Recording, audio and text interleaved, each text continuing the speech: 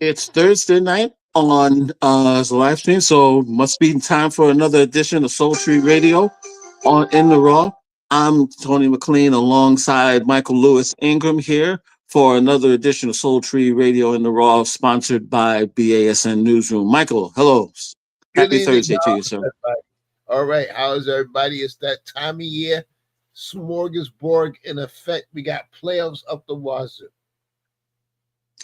Yeah, and NBA already almost done with the play-in games. The NHL, the last night, tonight's the last night of regular season, but then Saturday they'll start their playoffs as well. Let me start with the NBA since they've already started.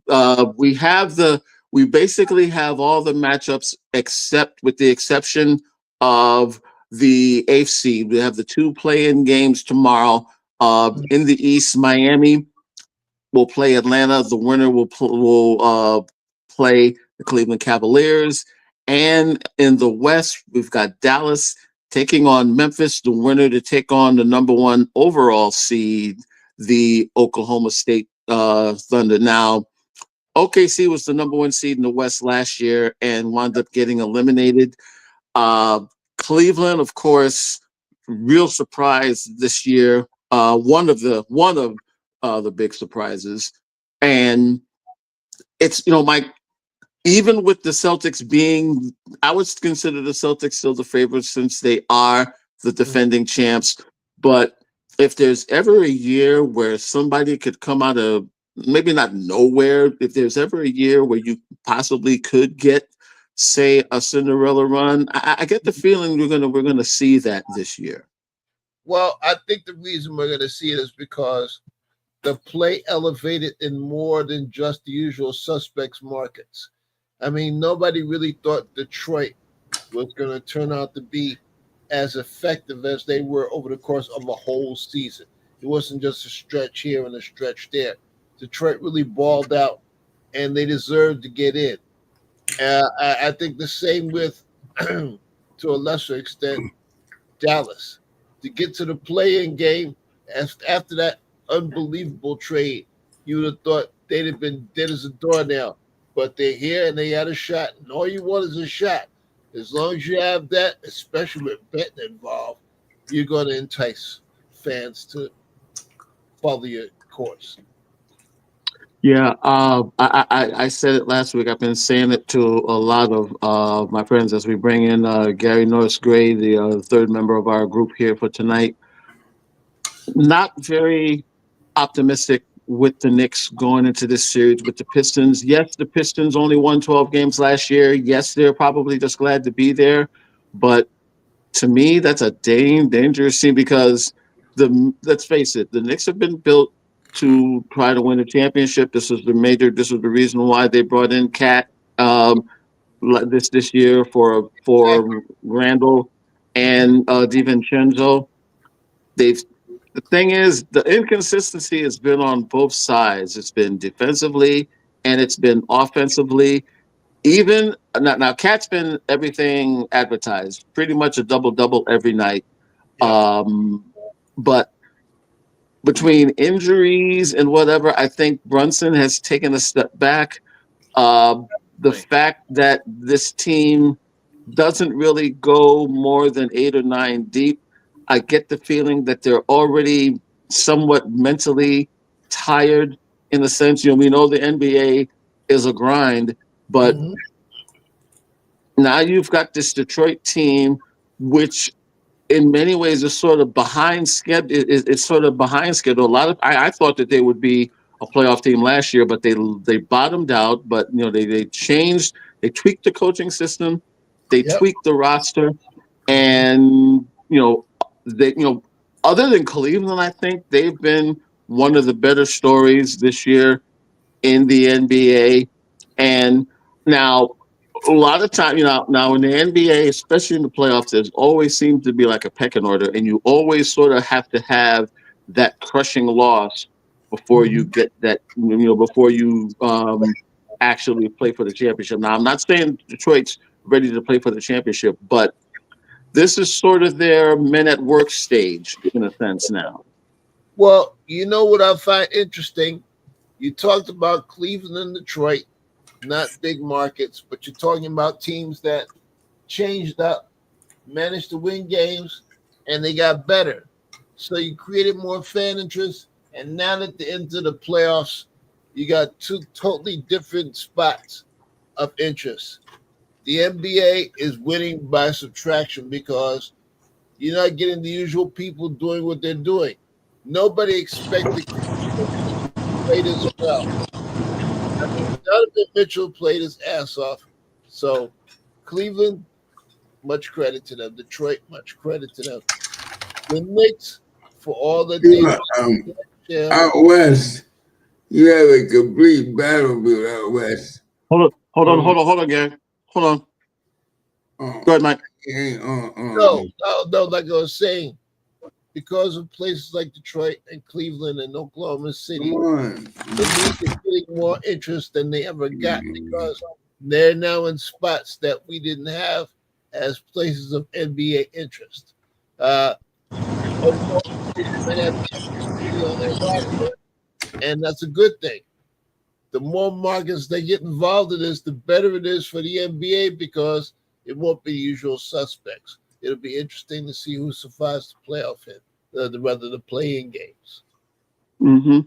Gary, you were alluding to the. You were alluding to the West, and if you listen to the national folks, they're shoving. They already have the Lakers in the finals, and now everyone seems to be back on the Warriors bandwagon. What say you about the West? I think there'll be a real, but there'll be the many upsets. I really believe that you're gonna see the real Warriors this week. The Lakers are gonna get. I think they're gonna be bounced because you think the T-Wolves can take them? Yeah, I do because I don't believe it. Joker in the middle. That guy, I think he's just too lazy. I think he's a lazy center, and it's gonna show up. You mean the Nuggets? No, the Lakers center. Oh, you think that? Oh, well, the thing to me, the thing that's going to keep the Lakers out of it is that they're just they're one dimensional. They're sort of like they're like the Phoenix Suns on steroids in a sense, where they're going to score points, but they're not going to stop. Now the Timberwolves could possibly give them problems, but they have their own issues as well. So I can see that series going 7. And look, with the Warriors, they got they started playing well after the Butler trade. Now they sort of took a step back, having to get into the play-in game, but I think as an organization, it sort of fires them up, because the whole thing of proud champions. I guess they felt inspired in a sense, but Mike, we lost Gab, but hopefully Gab will give us a buzz back. But I don't know, and I'm not that big of a Rockets fan, although the Rockets have been, that they have the coaching pedigree. They have the Celtics old coach out there who made a run with them before. So it's an interesting mix. It's going to be an interesting mix as we bring in Reggie Howe. And Reggie, we're just talking about the upcoming NBA playoffs. Of course, the Thunder and the Cavs, the number one seeds, East and West, respectively. What do you foresee going forward into the playoffs for now? Hey, good evening. Can you guys hear me okay? Very faintly. How? We can hear you. Oh, okay. Yeah, I'm on the road. Sorry about that. But what I see right now is a lot of young talent that's not scared being the Timberwolves against the Lakers. And it wouldn't surprise me to see Minnesota knock out the Lakers. I could see them just like I could see Detroit Pistons, Ben Wallace and the boys back in the day knock out the Knicks. And I could see the Knicks getting rid of their coach because he has worn them guys down to the stub. And I don't even know how those guys are walking into the playoffs. It's time worn down they are. So Yeah, I yeah, personally think it's going to be a whole lot of yeah. upsets in this NBA playoffs. Would it be? And then I want to just get a consensus from everybody. Do we all still consider the Celtics the team to beat? Pretty much. Yes, I sir. do. Yes, I I sir. would do. say so. Back to They know back. how to Yeah. win It. this time of year. In the spirit of Bill Russell, I think they want to win for Bill Russell. Yeah, Well, because it. we're on the best. For a team that's been to the finals a few times in the last few years, uh, they really don't seem to get uh, to me, and it pains me to say anything nice about those green and white idiots, of course, but The um, little leopard. they really don't seem to. They really don't seem to get the kind of respect that even a defending champ is due. I mean, look, Cleveland. Cleveland is a is a is a very very good team. They play to me. They're very unique in the sense where they they play well on both sides of the ball. They're relatively young and they're strong in all of their positions. To me, they're probably the best rounded team. And really as a team, and but again, there's something to be said about making that championship run. And to me, like I Yeah. said, even though it goes against everything of my whole demeanor and nature to say anything nice about Boston, you got to give the devil their due in the sense where they're the champs till you beat them. Well, see, Michael, they've been in the Anthony, pressure situation. Backsides get tight, palms get sweaty, and all of a sudden, you know what? Start getting cramped. And and Boston has been through it for the last 4 or 5 years. If you look at their resume, they've been in the fire. They've been baptized. And that's why I say they're not going to get tight and sweaty in the playoffs. Regular season is one thing, but now in the playoffs, everything's magnified. And also, you got 5 or 6 games where you can dissect that team and go back through their weaknesses and their strengths and cut them off. So this could be trying time for these coaches for Cleveland and the other coaches. I really think Boston is going to grow through the East, and I would be surprised if they ended in 4 or 5 games. Whoever come out the West ain't got a chance against the Celtics, in my opinion. I Well, also think I also think that if the New York Knicks lose in the first round, you're gonna see Milwaukee trade Giannis to New York, and that's what I see coming. from your mouth to God's ear, Gary. I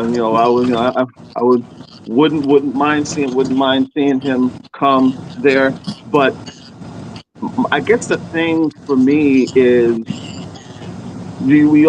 do you think Tibbs is playing for his job? Yes, yes, yes. Because last year, see, you trade for Cat, right? You think, okay, you just scored twice as much as you did last year. You're not doing that. And you're not playing defense. You're playing only defense. You can't do that and get a championship. Yeah, it's like I said, the defensive inconsistencies. I get it. I think a lot of it just has to do with the fact that they're sort of worn down. But what's been what's gotten me this year is the offense. The offense has been inconsistent. As good as Brunson has played this year, I think he's taken a step back. The injuries, of course, have had a lot to do with it.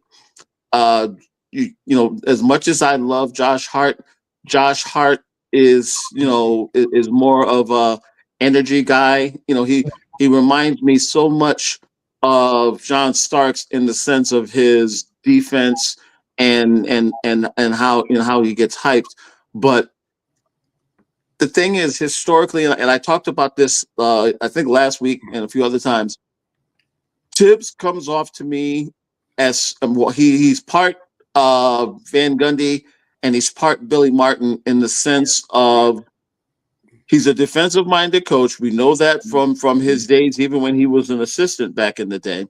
But everywhere he's coached, there's always been sort of a 3 to 4 year window where the players stop listening to him. Yeah. And I get that feeling that even with the core of this group, that they've somewhat stopped listening to him in a sense. And it shows because they've had so many, both offensive and defensive lapses this year. The inconsistency has been, to me, their inconsistency has been the most consistent thing about the Knicks this year. Tony, you hit it. I think you hit it right in the head. I think the Knicks are mentally tired, not of the playing, but of the coach, because Thibodeau is the kind of guy whose style will wear on you. If you're not used to going about doing things his way, it's going to eventually cost you. And he's gotten the Knicks into a mindset where, they think defense, which is good, but this pot has been on the simmer for too long. They have not been able to benefit from it. They haven't won any titles. They haven't even won any division titles. So the heat is pressing up on them, and it's going to come to a point of what can I say? The pressure is going to get to the point where it's going to pop through. And when it pops, you don't want somebody who's a hardcore, by the book, hardhead, instructing your people. You're trying to let them know that you got to the playoffs. That's kind of a reward. You did what you were supposed to do. Now that's half the job. Now you got to finish by playing well in the playoffs. And I don't think Thibodeau has that part of his job description down pat yet. Yeah. And it's not going to, it's never an easy road anyway, but they are more than, if they do get by the Pistons, those green and white idiots we just talked about are going to be waiting. That's right. And I just, like I said, I have my reservations in regards to the Pistons. So I would still have those same reservations with the Celtics, and the thing about it is this, the regular season is the regular season. It's almost like it's two separate entities, but I'd be hard pressed to see if they could do anything in a 7-game series with the with the Celtics, Gary. I would be scared of the Pistons if I were them, because the Pistons ended up winning 3 times as many games as they won last year. That's not a joke. That's not an accident. And if they match up against them, they don't know where the matchup will be that favors the home team. Detroit has some X factors there, and because of that, Detroit has a chance to sneak off and knock somebody off. And I think they're the ones who are going to be most right to upset the other team. I think the New York Knicks are in serious trouble because I need Detroit to outplay them. And you gotta, all they really need to do, if they can steal one game at the Garden, that's the biggest that's the biggest thing. I mean, we all know that especially in the NBA, home court is everything. And it's an old cliche, but series doesn't start till the home team loses. And we definitely see that in the NHL. We'll get to the Stanley Cup playoffs in just a sec, but guys, we are 7 days and counting from NFL Idol, otherwise known as the NFL Draft, at least the first round. And now I don't know if you now we always say this time of the year the only people who are lying to you more than the government are the NFL or is any NFL personnel. But I don't know, Mike. It seems kind of, seems kind of quiet for now. Maybe we need to get closer to it than we're here because, like right now, it seems like folks are more. It seems folks more enamored as to where Aaron friggin' Rodgers is going than where the draft is right now. Well, I think it's kind of quiet because the NFL found out who's going to be the number one definitive draft guy off the board. Cam Ward, he's going to Tennessee. They can't make any change to that. They can't tear down his abilities. They can't do anything to negatively affect his status. He's going to go off at number one. Now, Shedeur Sanders, they've been messing with him. He's been going everywhere from 7th or from 2nd to 21st. And they've been making all excuses and stuff. Now, we also know that they're going to have the people who are rising up the charts, as they put it, which is all bullshit because what we're really going to see is the black and white of the NFL. We have teams like the Giants, who we know, like the old Celtics, if there's a white guy that can play, the Giants will draft. And unfortunately, it's made themselves, how can I say this? It's made themselves a bad buy for taking seriously because you already know they're going to pick somebody that's white. They don't care whether he's good or not, just like they did with Jones. There wasn't anybody who said that Jones was a decent quarterback when they picked him. Nobody did. They were like, okay, here we go. Here's a white guy. And we know that there's a lot of that going on in the league. It doesn't matter. There's a backlash because of the success of a lot of the brothers. Jaden Daniels got all kinds of ink last year, and he deserved every bit of it. He was that good. But there was no white quarterback to counter that. I think in large part, Josh Allen was made the MVP because they needed a white guy to hang their heads on. And he wasn't that good. Lamar Jackson was better than the guy, and even one writer pulled Jackson as being on the first team, but they gave Allen the MVP and made Jackson fourth, which was an asinine move. We know these guys do things racially. Unfortunately, the reality of these things are always going to be in how these so-called experts say what they have to say about the players. And I want to wrap my part of the show off at the end by talking about just that very thing. I'll leave that part alone for now. But yeah. Tony and Mike, out west, they've been talking about the Raiders. Yep. And Shedeur Sanders. And Cam Ward, right? Mm-hmm. Now, the way they're did this, and I believe that these people are scared of prime time Deion Sanders. That's why they didn't have it. And the thing about it is they don't need to be because he's made it clear. He's made it clear that he's staying in Boulder. That's right. all the folks that basically said that it was supposed to be a package deal. We were going to get Shedeur and the other son and Deion. Deion's made, look, Deion has made it clear he's committed to Boulder. So, but again, like you said, they basically are literally going to punish the son for what they perceive as the sins of the father. And the only sin that the father's had has been as a successful damn coach. Yeah, exactly. And Shedeur Sanders is a urban target quarterback. You complain. This is why I go crazy with this. You complain about black quarterbacks not being a pocket passer. Here comes one, and you don't want him. Right? is wrong with you? Gary's Well, right. no, again, it speaks to the double standard. It speaks to the racism and everything like that. I mean, you got to remember, even as far back as Eddie Robinson, what he did with Shaq Harris, what he did with Doug Williams, he said, look, this is what the NFL wants. They want a big 6'2" to 6'4" guy with a big arm, not so much mobile, but we want him to have the quarterback look. He gave them that with Harris, he gave them that with Williams, and they still weren't satisfied. Now That's right. we see where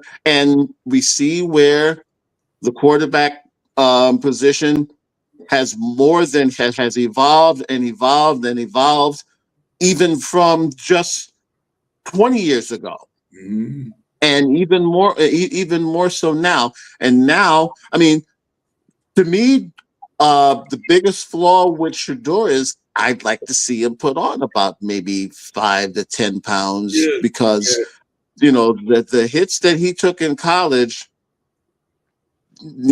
are going to pale in comparison to what he's going to deal with in the pros, Mike. They were beating Shador Sanders down to the white meat. He had the awful line. The transfer portal took care of that to a degree the following year. But the bottom line is he showed he could take it. So everybody knows he can get roughed up, but he still can do his job. At least that's what they should have taken from that. But of course, they didn't do that.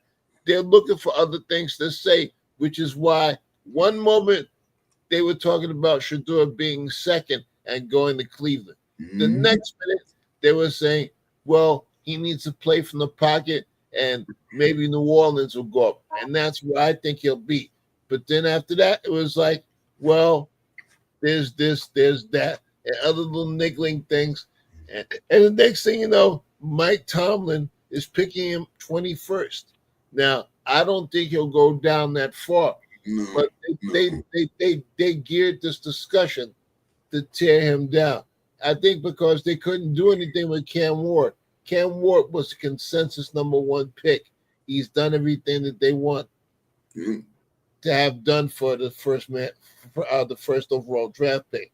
So Cam's good. Shador's not good. And now, as they always do, we get into the last week, all of a sudden the white boys have decided, oh, gee, they're moving up the charts. And I'm wondering how many checks is Mel Kiper getting under the table? Because that's the kind of shit that they do. It's like X and Dart or Schluff or whoever this other white guy is, they're going to work it. The other guy, Milrow, they talk about him like he's a project. Yeah, but the whole point is he's not getting any pub. The white guys are going to get pub. And I'm sure a white guy that had no business, just like Jones, a white guy who has no business being picked in the first round will get picked. It's going to happen. It's going to get picked. It's going to happen. It's going to happen. The guy who plays both ways for the Colorado Buffaloes. Yeah, Travis Hunter. I'm telling you right now. The NFL, if they don't let this boy play both ways, something wrong with his leg. Well, he's basically already drawn a line in the sand saying, if I'm not allowed to play both ways, I'm. Don't grab me. Yeah. Again, these guys, they want it both ways. Now look, they think with their wallets. Let's be honest. They think with their wallet. But exactly. All the more reason why you let this kid play both ends. That's you haven't you've only had a handful of players to be able to do it. And again, look, I'll concede this, and I think we've all talked about this. Personally, I think his best position of the two is defensive back. Not that he's a terrible wide receiver. He's a put it this way. If he were to commit all the way as a wide receiver, he would probably be an all-pro within a year or two. But the thing is, The Mhm. thing is, why not have some packages for him? Because Yes. look, it's an offensive league. We know this. We know this. Basically, the life of a defensive back is almost is almost like someone that's facing a firing squad. You get a cigarette and a blindfold, and it's like, okay, go for yourself. But Yeah. the fact that he is able to dominate at both ends, why not allow him? Now, yes, we all know the injury factor, but here's the thing. The NFL talks out of both sides of its ass when they're talking about the injuries. They keep changing the kickoff and Right. using the whole thing of player safety. Stop. In That's the true. in the words in the words of Carmelo Anthony, please stop. Exactly. Please stop. That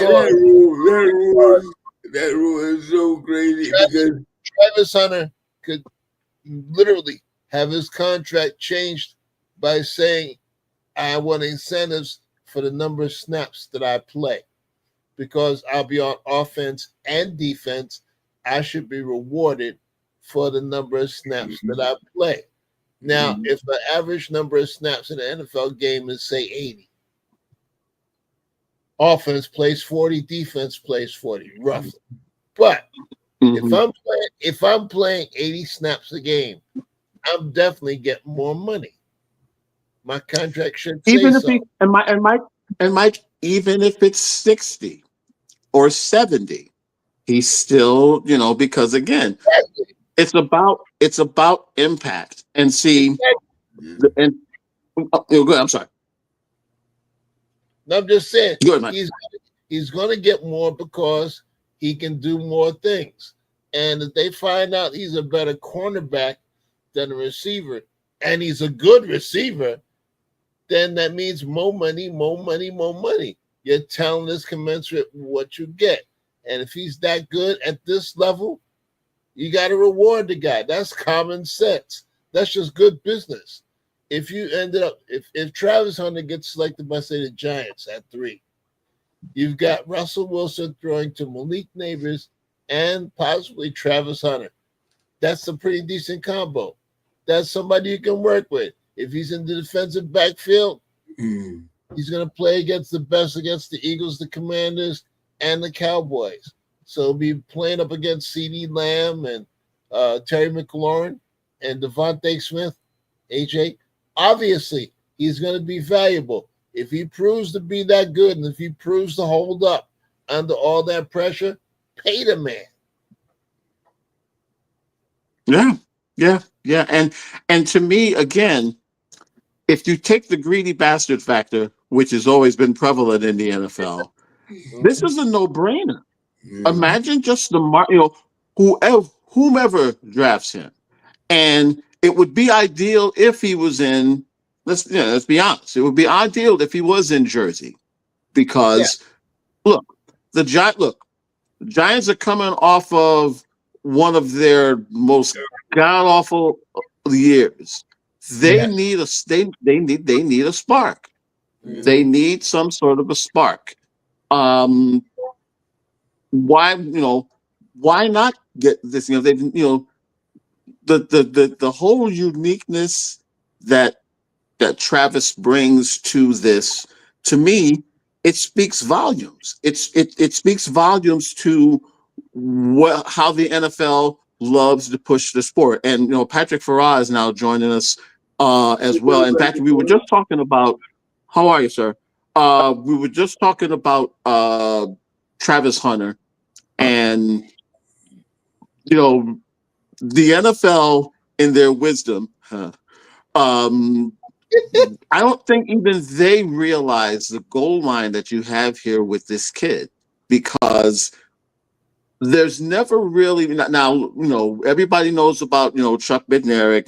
Playing when he did the both sides of the line. Of course, when Dion did it briefly as well. But here's the kid coming in that already has those sort of credentials, and is already he's a Heisman Award winner as well, and the NFL is going back to their God forgive me, this slave mentality saying you need to play just one position. Yeah. Unmute yourself, Patrick. Unmute. We can hear you. Can you hear me now? Yes. Yeah, we hear you now, There good you sir. go. Thank you, guys. Going in and out. I can't hear you. Can you hear Can you us? hear me now? Yes. I Yes. hear. Yes, we do. Yes, Yeah. we can. Yeah. I don't have I left my other headsets for this to make it better. I left it in the studio for some reason. No Uh-huh. problem. No problem. No problem. So, what say Yeah, you about Travis? first of all, it's that in the studio today. They know my long affiliation with being a Browns fan. Travis Hunter said he wouldn't play unless you play both positions. Basically, I told him once he sees the numbers on those checks, he'll adjust. Okay. I do believe that he wants to play both, but there's reality. I heard what you said, Tony. The young man has tremendous talent, unique talent to do both. I think, and as I look about it, and I've read several articles, including getting the feel about what they feel about it, they might start him on as just as a defensive back, and let him do a couple of, but to play like a small package of play. Mhm.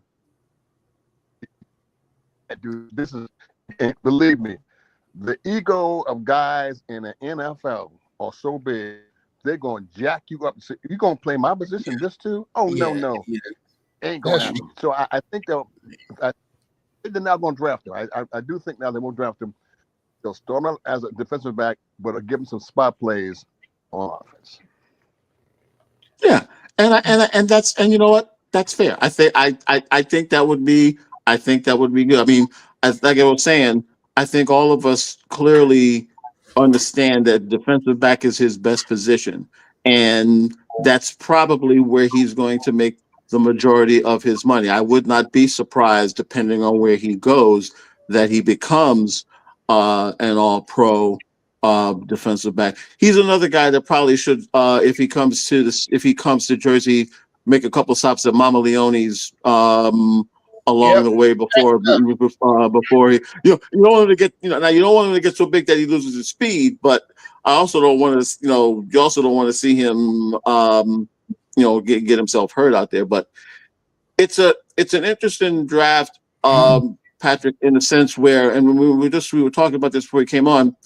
Usually this is the week leading up where we hear more lies coming out of NFL students than we do at 1600 Pennsylvania Avenue on a daily basis. That being said, it's awful quiet for the draft and for these NFL officials. Am I reading it right, or is it just sort of the calm before the storm? Well, I think no, you're in a sense you're not, but it's a poker game. You guys, I don't play cards, but I've seen tell you, bid wuss is worse than poker. Oh, hell yeah. Yeah. And put it this way, don't introduce spades to the NFL. Then people's feelings will get hurt and guys will get shot and all that. And that'll be just in dealing the cards. But I digress. The women awards, quite frankly, but what they do, guys, that I know they do, they have two draft boards. They have draft board A and B. C is what they're going to follow up as the draft goes on. They already did A and B already. What people realize, what would they say about it? They all already know that it's a poker game. Folks that know that we're not giving them information. Except for the number one. I think Titans are going to just want to close. Right. I do sense from Barry from the Browns today that they're looking to take toward young man from Colorado. His name's get me. Travis Hunter. Travis Hunter. Oh, they're looking to okay. I saw an interview by him yesterday, a press conference yesterday, and You know, I'm reading between the lines. I said, okay, you can play poker, but what you're saying is you're giving up your hand a little bit. So we'll see what happens. But I do think he's going to Cleveland, and I think they'll let him do that. I don't know if that kind of flexibility will work with the Giants, because the Giants are, the Giants are the Giants. The Dolphins. Yeah. I literally hear they're not like us in the background when I think about the Giants. Yeah. Hey T, Doing- I think Aaron Rodgers got his feelings hurt when that black coach told him, "Get your ass up out of here." I don't give a shit. I don't know you, and you don't know me. Carry your ass Oh, out of it's here. Just and as a What's up, Newt?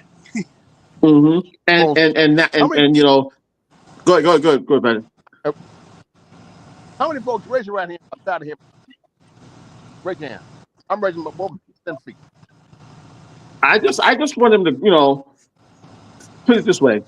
The fact that he's playing this out like it's the Housewives of New Jersey, when now he's going now he's gone to his buddy Pat McAfee, basically whining about how he was wronged by the Mistreated. Jets. Yeah. You How know dare that black it. head coach talk trash to him? How dare he run the team? You know, Put it this way. I guess in a sense we shouldn't be surprised, because remember he learned at the feet of another NFL diva, um, uh, Brett Favre, but down in Green Thank you, Bay. In a Yeah. sense, thank you. Well, you know what it I is. just People forget that Brett Favre, when Aaron Rodgers was selected, he told Aaron Rodgers basically to his face, "This motherfucker's not coming in here to take my job." nope. He said that shit. Yep. And essentially Aaron Rodgers came in and took his job. And now Aaron Rodgers is trying to do his Serpico. I don't mean to say this, but I mean to say this, that Jordan Love's not going to take my job, and Yep. Jordan took it. The bottom line is these guys know they have a short shelf life. The time to do well is in those first 3 or 4 years. If they make it, they make it. If they don't, they're screwed. And the fucked up part about it is that Rodgers made it. He made it and then some. And still, he's petty about how he's treated and what should be done in terms of his career. If somehow the Steelers take him through hook and crook, they're screwed.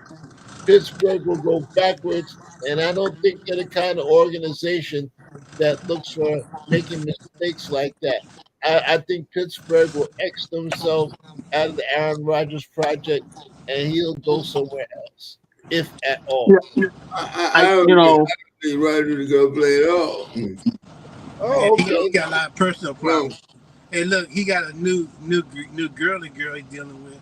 They're supposedly two good friends of his are having health issues, so his mind's messed up already. But I think he don't want to go to training camp. What do you think, Eric? I don't think he wants to go to training camp. I think he want to la land in Egypt and then wait for somebody to get hurt and then get signed during the season. That's a possibility. That's definitely a possibility. But Aaron Rodgers, they talk about wide receivers being a diva. He is a diva. He doesn't care. And he really doesn't give a shit about teamwork or teammates or anything like that. And he doesn't have a good attitude about playing with certain people. Now Devontae Adams might be the exception rather than the rule, because he was playing well with him when they were together in Green Bay. But the bottom line is there's nobody coming out of the woods and saying, "I'd run through a wall to play with Aaron Rodgers." He's somebody who got by. And the bottom line is he's not getting by anymore. Father Time is gonna whoop his ass. And there's no way this 42-year-old ass is gonna go into the huddle and make anybody a winner. no. If there's Patrick, if there's anybody that needs to be in training camp, even mini camp, it's Rodgers. And Rodgers, Yep, he think that's beneath him.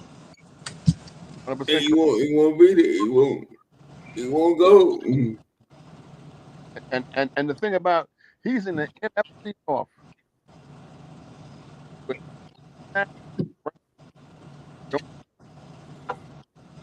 Say what? You break it up, man. You break it up, You're man. going in and out, Patrick, unfortunately. Break it up. Can you hear me now? There you Yes. go. Can you hear me Yes, now? we can. Sir. Yes. Yes. Yes, Yes, we sir. got you. Yes, I'm sir. gonna tell you now. We can hear you, He New. is in the AFC North. What's up, Yes, What's up, sir. Reg? Good to see you, baby. Yes, He's in the sir. AFC North, where Cincinnati, the Browns, they don't care about him, and somebody No, gonna try they to knock don't. him out. To prove your point, Mike, He's to take his Yeah, butt and knock him mhm. out the league and sit your butt down someplace. It's That's over. right. he's no better than Joe Flacco, who they keep giving contracts to at this point in that's Oh, time what right I man. now. yeah. To my ARP Flacco. Yeah. Oh, Yeah. my God. But you know what? You know what the crazy thing is, Reg? I trust Flacco now than I would Rodgers, only because Most Flacco definitely. is at least, yeah, because Yes. he's at least been in the mix the last 2-3 years. And look, you know exactly He what will you're go to getting with training Joe. camp. Yeah, he will go to Exactly, training but see, camp. you Yeah. know exactly what you're getting with Joe, and see, there is no diva, there is no entourage, there is no, uh, gutter sniping the coach and all this other stuff. Or You know ATL. what yeah, Hey, exactly. The hey, but thing Pat, is, hey, but look, Patrick, look, what look, gets look. me is Aaron Rodgers has not really been challenged by a coach before, but this young black coach, never been head coach before, comes in and said, "Do you want to be here?" And Rodgers' response is, "You don't know me, and I don't give a shit about you, and you don't give a shit about nobody else. You could have just told me this on the phone." And he used some other expletives and got upset. I think it was that he had this black man. I hate to bring race into it, but the black man gonna tell him what to do as with authority. And the last person that was black tried to tell him authority. He ran him and got him fired. He couldn't take it. Well, we know the Pittsburgh coach ain't gonna take it. They'll be No, limited. No, like Tom no, he ain't ain't gonna gonna have play it. that. They'll No. be limited. Mm-hmm. That's all I know. How far they go, how they'll play out, but I know there will be limits. You know, Uh, we're talking about ignorance here. Look at the numbers. The numbers will tell you the truth. Joe Flacco signed a 1 year, $4 million contract with Cleveland. Now, mhm. in doing this, they had to admit that the money they spent on Deshaun Watson and $230 million was No. wasted. They spent Guaranteed. all that. They spent all Guaranteed. guaranteed. Mm-hmm. They spent all that money. It's not that they didn't take the chance, they took the chance. But they got spanked because he wasn't worth it. He proved he wasn't worth it. He didn't have the mental wherewithal to fight through all that. He had to get his dick waxed by a massage therapist instead of being honest and dealing with the reality of I got this money now, I got to work this contract and play this position. He didn't do it. He wasn't mentally tough enough. So you're talking about all this money being written off just like it was a stock loss, something like that. And that's Hey, not Mike. what Mm-hmm. Hey, you Mike. Be careful about saying the mentally tough. 'Cause you got a certain field goal kicker in Baltimore that was mentally unstable during the season, Oh, shaking hell them yeah. left, shaking them right. Yeah, no He doubt got the about it. same problem, Mm-hmm. and they And being Patrick, very on a quiet Cleveland about it. level, They being real on a quiet about it Cleveland too. level, I don't think as much of a guy that Jimmy Haslam is. I don't even think he would want to deal with him either. No. No. well, No. when out in the so you know when the decision was to get Joe Flacco, the decision. Well, they made a statement about 2 weeks ago, and when they got Flacco and Kenny Pickett, I call him Kenny Wicked Pickett. They put that's it. Yeah, That's yeah, Yeah. yeah, Yeah. yeah. we know. Basically, they don't want any. Basically, they don't want any part of Mustang Sally or Aaron Rodgers at this point in time right now. I will say this. I will say this. I'm hoping for. I hope no one hit Alabama in the first round because I think the Browns get him in the second round and develop him to be another Lamar Jackson. Yeah, yeah, So yeah. There's one quarterback that I wanted to talk about, and he was picked last year, and he was one of the better quarterbacks coming out. That was Joe Milton from Yeah. Tennessee. Now, he was picked late by the Patriots, but they did show him. He got showcased in the last game of the season, and we saw what Joe Milton could do. Yeah. Now, very quietly, he got traded to the Arlington Cowboys about a few weeks ago. And as of right now, he's going to serve as the backup to Dak. They're not bringing back Lance. I believe he is signed with someone else. I can't remember exactly who he is signed with. But Joe Milton, just on his arm alone, that's probably, of all the players that were picked last year, and this is including Caleb Williams, he may have the best pure arm of all of these guys. Now, even though Dak got his money in Arlington, we all know that a certain guy that pays the bills, wink, wink, nudge, nudge, has never really embraced Dak all the way. Now, I would hate to see one brother lose a job to another brother, but Joe Milton could be a very interesting X factor this year, if he should be given the reins. And let's face it, Dak's had his injury issues the last couple of years, Dak has probably defied all the odds by being the quarterback for the Cowboys for over a decade. Now, unfortunately,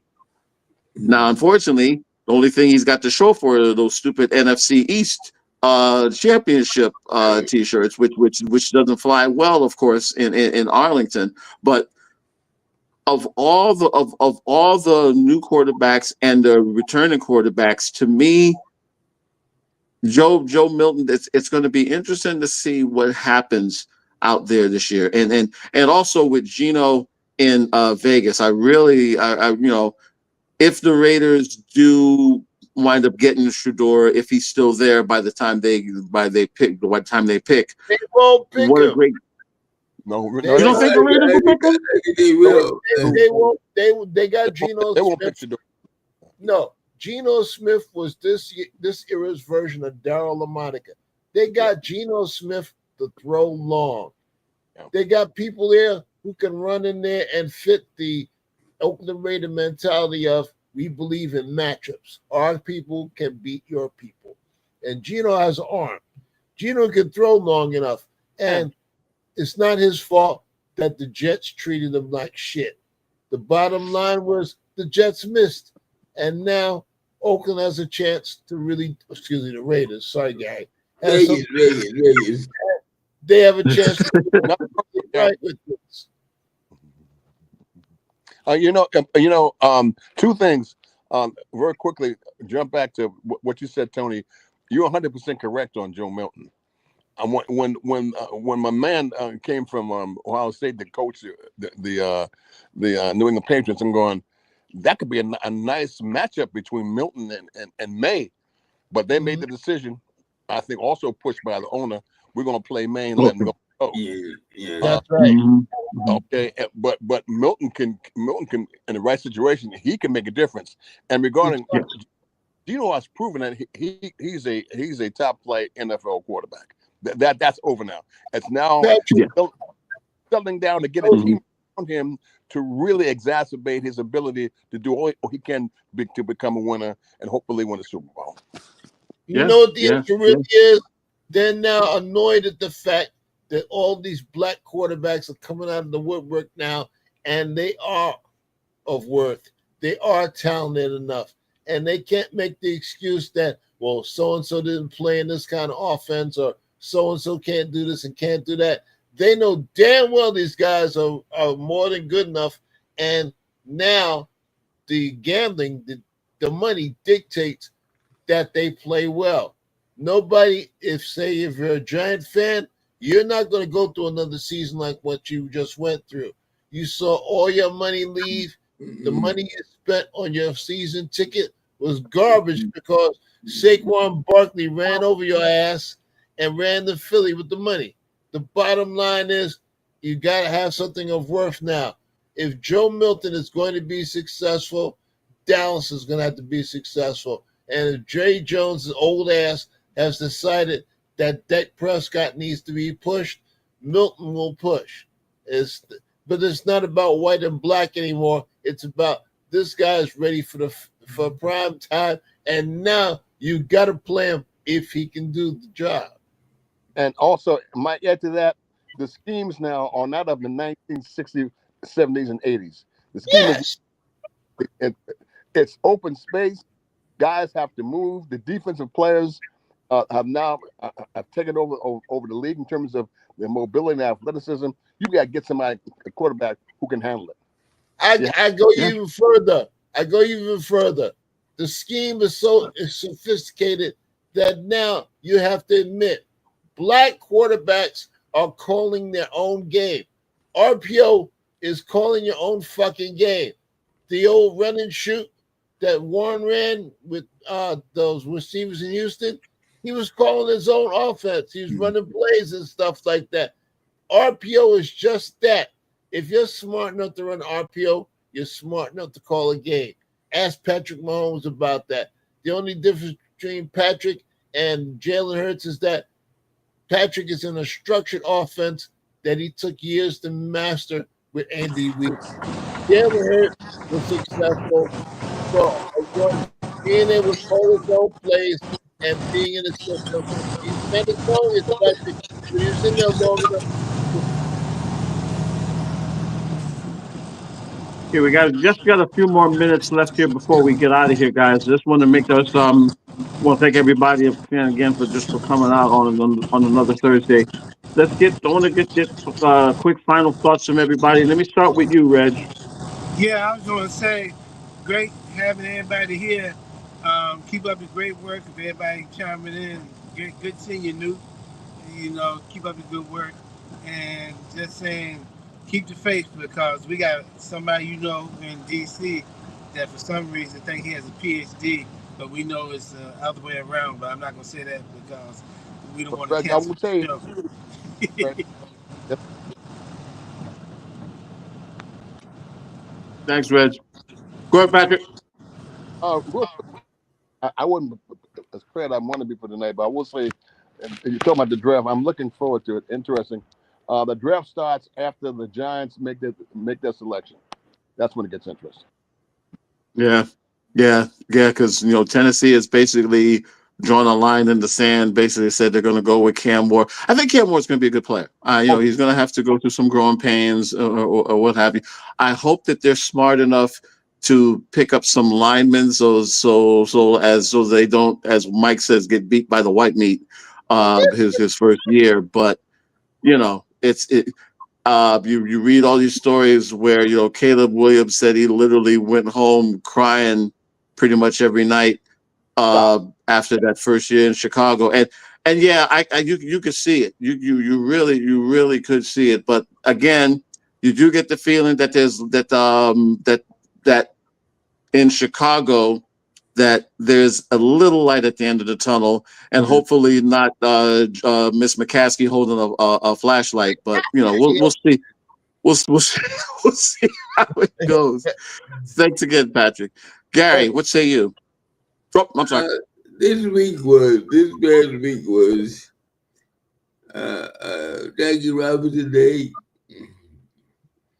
Everybody wore 42. Now, I don't know about you, but I'm very disappointed in the LA Dodgers. I'm disappointed in the Dodgers because they went to the White House. Now, you are the beacon of civil rights. When you signed Jackie Robinson in 1947, you walk into the White House skinning and grinning with Donald J. Trump. Come on, man, really? I'm very disappointed in the LA Dodgers. They can do better. Gary. Yeah. Gary, that was the owner's decision. I know. Yeah. Like Buckeyes were there with J.V. Vance. I know. I know. That was the governor's decision. I know. It's closed. I knew that for sure. Yeah. It's. I'm so tired of politics and sports. but But yeah. But what are you gonna do? It's there. It is. I will just put it this way. I'd have had a lot more respect for him if they just said, you know what, thanks, but no thanks. We'll take some of your hamburgers and we'll call it a day. But Uh-huh. you know how that goes. Michael, take us home. Last week, I started something called Look Who's Talking, where we take some of these inane assholes who give these hot takes for a living and put them in their place. Last week, we put Dan Orlovsky and who the other asshole was, put him in check. This week, we're going to put Chase Daniel in check. Chase Daniel is professional scrub. He's a white boy that was collecting checks as a third string quarterback. I mean, he got paid big time. He maybe won 2 games in his whole career. Maybe. Has the I don't even nerve think he won that many. yeah, I don't even think he won that many, to be honest with you. he has the nerve to say that he wouldn't start Jalen Hurts on his team if you were building it. Yeah, I heard that. Are you out of your bunny rabbit blinking mind? You can't come close to Jalen Hurts. Jalen's too busy shining up his Super Bowl ring. He's too busy polishing his MVP trophy to hear your bullshit. This is kind of inane, insipid, invertebrate nonsense that comes from people that don't know what the fuck they're talking about. I've seen Patrick and myself go through this shit in the league all the time. I don't care if you're in the press box, lunch box, sandbox, or cat box. If you don't know your subject matter, get the fuck out. And these guys are just fucking awful. And on that same vein, I gotta get into Hillary's funky ass because Hillary had the nerve to say that black men, young black men, were super predators, as if predator wasn't bad enough. They're super predators. Now, I've met President Clinton. I gotta say, the reason why he gets by is because he's not afraid of black people. He's been around them his whole life. He doesn't treat them like aliens from another planet. And I can see him saying to Hillary, bitch, are you out your damn mind? I mean, black people are super predators. Those are contingencies we're talking about here. No wonder you didn't fucking win. Now you're in the house with that stupid ass white boy 10K, and you're sitting there saying, what if? No, now Donald Trump's gonna be president because you couldn't keep your damn mouth shut. You know, I should have had Monica suck my dick somewhere else instead of having it come out and you find out about it. I could still be getting my jollies off. But no, you're a waste of time. Hillary, get the fuck out of here. Mike, I said this about Chase Kim. Yeah, That's why he's on speak and not playing. exactly. Mm-hmm. Exactly. Oh, by the way, the Hall of Fame numbers for Mr. Chase Daniels, Yep. 2 and 3, five starts in 74 games, and his 5 starts, 2 and 3, 9 touchdown passes, 7 interceptions. How much And money? he's made over $70 million in contracts. Talk about Wow. Wait, You know what? Wait, in the words of great Don King, only in America. You got that right. Well, put it this way. Put it this way. Chase Daniels is a native of Irving, Texas. Does anybody have the number to the Irving Police Department because somebody got robbed and all that? Yeah. But hey, what are you going to do? My picayune this week is with, of all people, Isaiah Thomas, and Isaiah has now joined the whole thing of basically, he is the newest. He is the newest athlete in America's favorite sport, LeBron bashing. Oh Now my! there was a game, I guess I want to say about a week or so ago, Uh, pregame. You know, they were doing pregame show on NBA TV, and it shows LeBron doing his pregame shooting, and he's shirtless. Again, shirtless. There's no one at the arena but the cameraman and maybe like the vendors or what have you, but there's no one in the arena. Isaiah, in his wisdom, basically goes into a hissy fit about how this is the reason why no one likes the NBA and this is why he's never going to be whatever. And he literally said that Alan Silver needs to just define and suspend him. Please, I mean, my goodness gracious alive, man. I mean, this is beyond penis envy. This is just out and out stupidity. I mean, this is to coin a great word, it's not even practice. It's a pregame shoot. It's a pregame shoot around.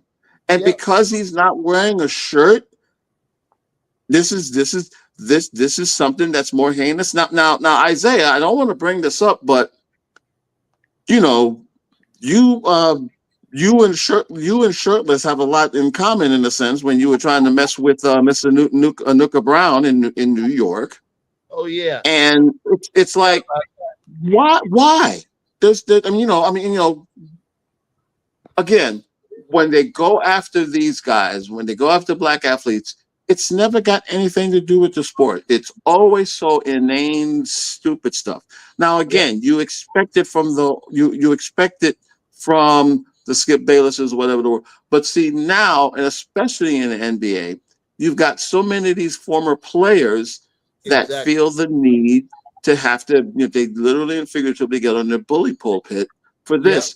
And I'm more angry with Isaiah because he knows the deal. He knows about being ostracized. He knows about being criticized on this. And he would dare go that route with this kid. Well, I mean, you got to put Isaiah in the look who's talking category. Here's a man. That's exactly why I brought it up. That's exactly why I brought it up. Single-handedly broke the Continental Basketball League. He put them in total jeopardy when he took over. He did. Yes, he did. He ruined it. He ruined a way for guys to get work and be in the business and still have a shot at a career. He was like what do you call those things? An efficiency expert. They're not hired because they want to make it better. He's a DOGE guy. Yes, that's exactly right. He's a Mike, let me tell you, Doge guy. I will say this without saying anything. I worked in the front office for 8 years with the Nets. Yes. About stuff like this. Yeah. I mean, stay in your lane. Stay in your lane, man. Exactly. Mind your fucking business. I know stuff that. Anyway, move around along. No, I know. I'm being kind with my criticism because Lord knows we know that there's all sorts of skeletons and full body massages that Isaiah has been a part of, and again, it's just to me. Here's the biggest thing. It's cowardly.